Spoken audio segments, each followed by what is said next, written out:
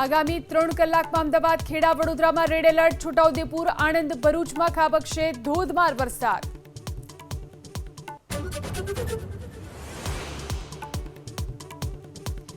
નર્મદા જિલ્લામાં વહેલી સવારથી વરસાદની તોફાની બેટિંગ. સવારે 6 થી 10 માં નર્મદા જિલ્લામાં સરેરાશ 4 ઇંચ વરસાદ. કરજણ નદી 2 કાંઠે વહેતી થઈ.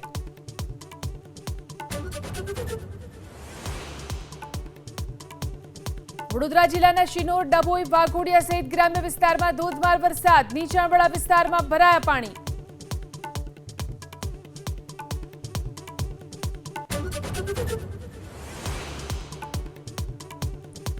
ખેડાના નડિયાદમાં ખાબક્યો ધોધમાર વરસાદ. ભારે વરસાદને કારણે અનેક વિસ્તારો બેટમાં ફેરવાયા. લોકો મુશ્કેલીમાં મુકાયા.